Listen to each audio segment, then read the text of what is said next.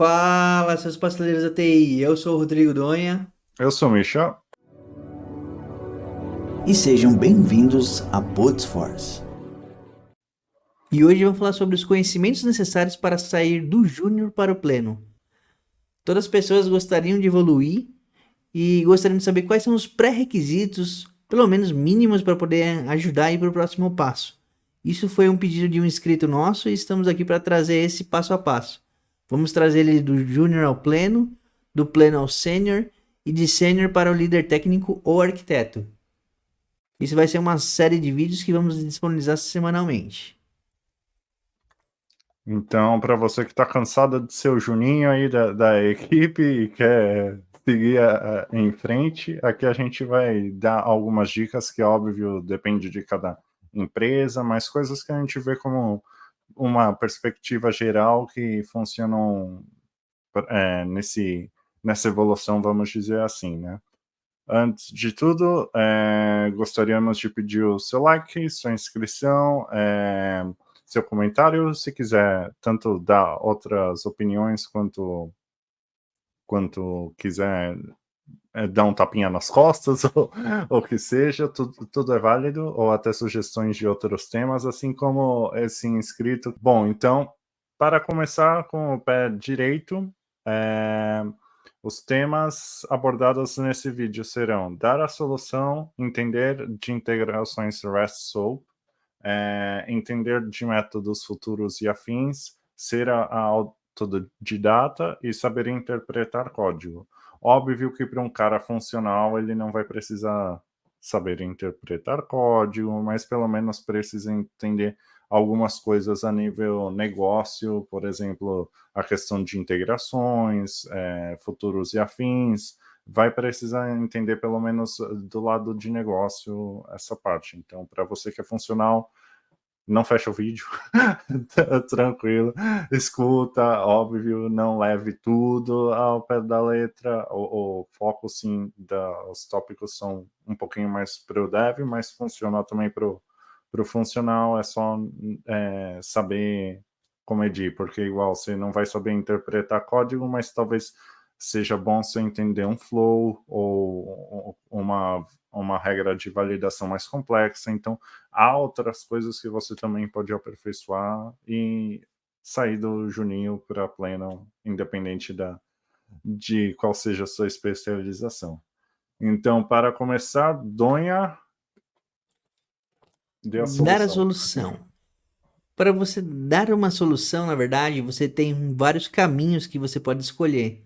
Tanto como um funcional como um dev, você tem N caminhos diferentes. Segundo a metodologia Salesforce e melhores práticas, você tem que usar sempre a mais funcional possível. Ou seja, usar o mais próximo do padrão sem fazer grandes alterações ou customizações da ferramenta.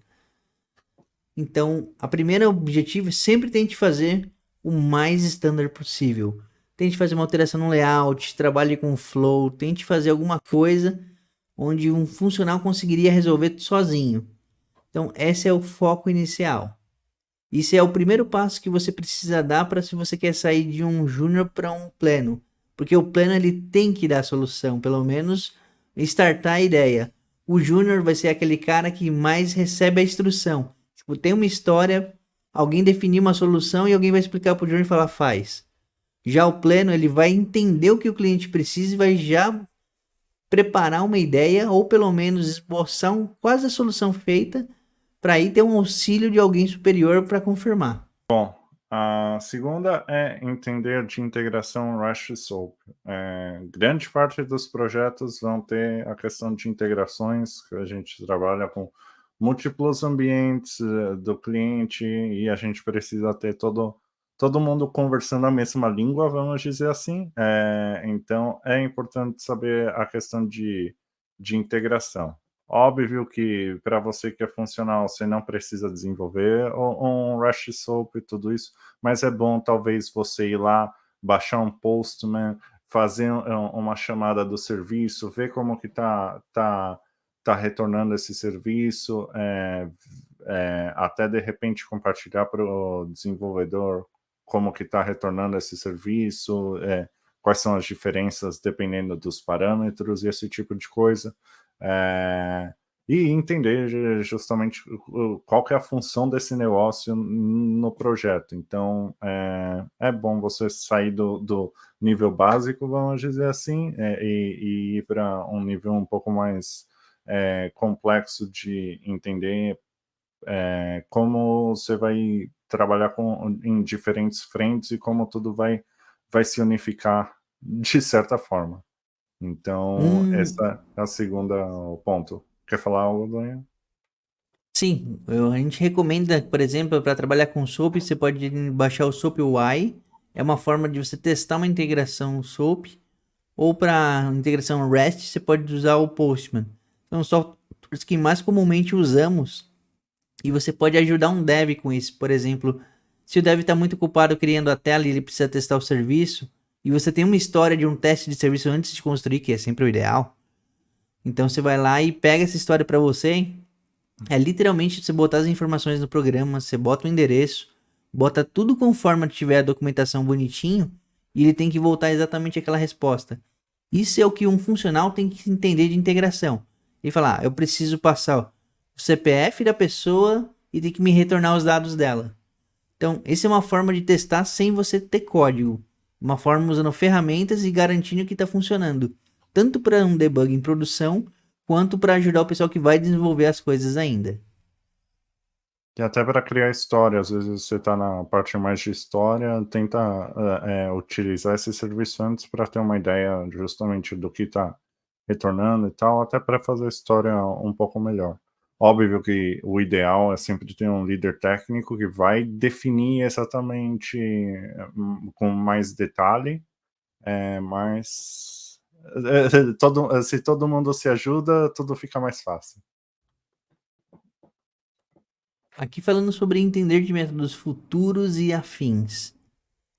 O que é importante para a pessoa? Ela ter o conceito do que é um método futuro, o que é um batch, o que é um schedule. A ideia, na verdade, é você saber o que eles fazem sem precisar olhar o código olhando para uma visão funcional. Se você é um dev, aí você já tem que entender um pouco mais profundo. Mas basicamente, o que é um método futuro? É tudo que não vai ser executado na hora. Se você tem alguma coisa que é muito pesada, faz muita query, precisa de muito dado, o seu Salesforce não vai conseguir atender na hora. Então você vai ter que trabalhar com um método futuro. Ou ele vai ser um batch, ou ele vai ser um método futuro, ou ele vai ter um scheduler que vai chamar o batch em tipo às 3 horas da manhã. Você agenda isso, ele é um agendador. Então esses são os três tipos básicos que a gente tem de formas de trabalhar com coisas futuras no Salesforce e você precisa ter o conceito. Ah, é muito grande, é muito processamento, não dá para processar na hora. Põe em alguma coisa futura e deixa lá processando para você pegar o resultado depois, em outro momento. Até um cenário muito frequente às vezes, não sei, na execução de uma trigger, por exemplo, os caras querem que atualize em um outro sistema, outra parte, então é um cenário bem frequente, assim, de você ter que fazer uma chamada a um serviço no meio de uma trigger, então aí você utiliza um método futuro e esse tipo de coisa. Só um parênteses importante, trigger não chama integração, pessoal. Para você chamar integração pela trigger, você vai ter que chamar um método futuro que quando ele executar, ele vai fazer a integração. Sim. Bom, essa talvez seja a mais importante, eu diria, que é a questão de ser autodidata. É você começar a receber certos cenários e buscar informação, ver como pode ser feito, fazer uma busca e esse tipo de coisa.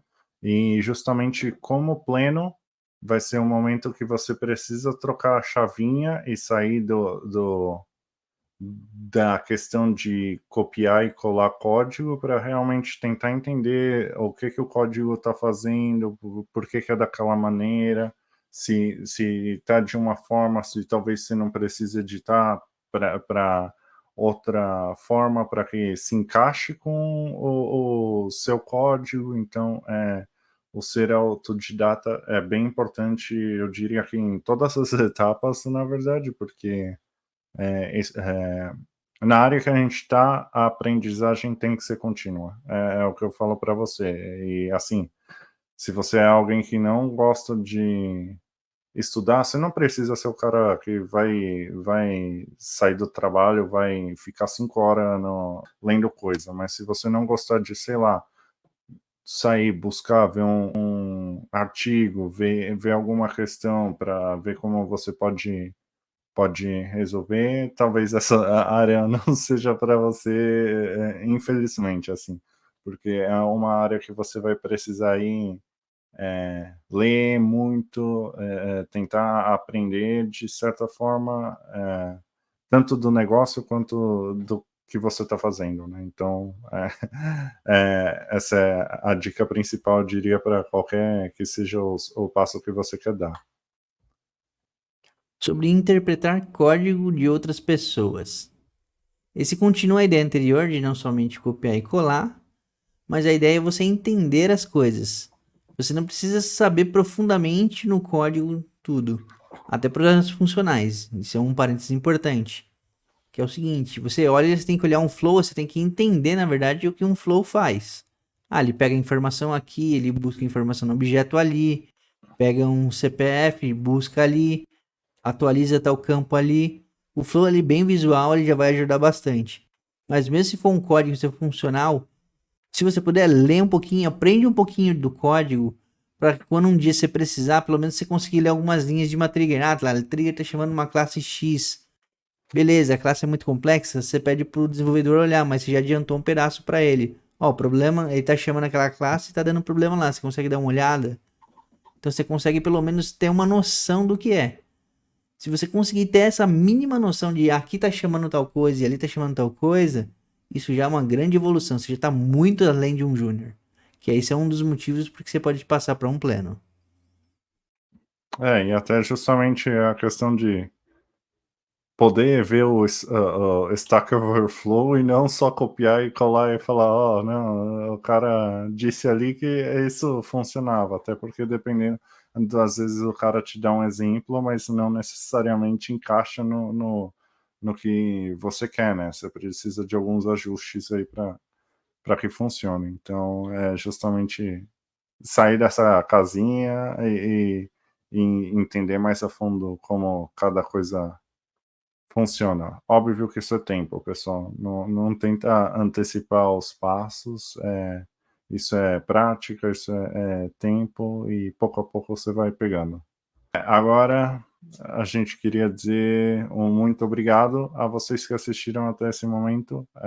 É sempre um prazer para a gente compartilhar esses conhecimentos com vocês.